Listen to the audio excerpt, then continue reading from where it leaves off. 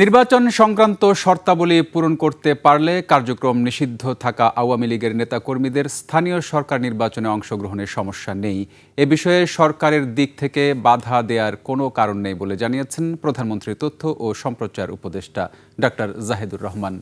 বিস্তারিত জানাচ্ছেন আকবর হোসেন সুমন। তথ্য অধিদপ্তরের সম্মেলন কক্ষে সরকারের কার্যক্রম নিয়ে নিয়মিত ব্রিফিংয়ে নানা ইস্যুতে গণমাধ্যমে কথা বলেন প্রধানমন্ত্রীর তথ্য ও সম্প্রচার উপদেষ্টা।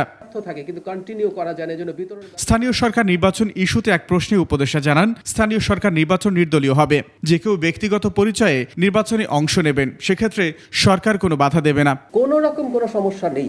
একজন ব্যক্তি যদি নির্বাচনে পার্টিসিপেট করতে চান, তিনি যদি আওয়ামী লীগের, কারণ এটা নির্দলীয়, এখানে কেউই দলের কথা বলবেন না, এবং তিনি যদি তার ক্যাম্পেইনে, কারণ এটা হতে পারে একজন নির্দলীয় ব্যক্তি আসলেন, কিন্তু যারা ক্যাম্পেইনে আওয়ামী লীগ বা তাদের যা যা বলা সেগুলো বলেন, সেটা প্রবলেম হবে। এর বাইরে নির্দলীয় ব্যক্তি তার যে ক্রাইটেরিয়া আছে নির্বাচনটা করার জন্য, সেটা যদি তিনি ফুলফিল করতে পারেন, তিনি নির্বাচন করতে পারেন, নিশ্চয়ই পারেন।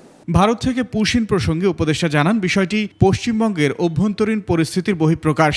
এটা তাদের একটা অভ্যন্তরীণ রাজনৈতিক ব্যাপার, যেটার খানিকটা চাপ আমাদের উপরে আসছে।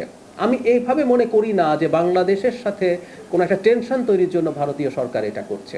পশ্চিমবঙ্গে যে নতুন সরকার দায়িত্বে এসছে নির্বাচিত হয়ে, তাদের নির্বাচনের এক ধরনের প্রতিশ্রুতি ছিল, তাদের একটা রাজনীতি আছে, সেটারই এক ধরনের বহিঃপ্রকাশ এটা। এছাড়া তিস্তা বাঁধ নির্মাণে দ্রুত সম্ভাব্যতা যাচাই করে সরকার প্রকল্প নেবে বলেও জানান প্রধানমন্ত্রীর উপদেষ্টা। আপনারা নিশ্চয়ই ভালোভাবে জানেন যে আকবর হোসেন সুমন, 21 টেলিভিশন, ঢাকা।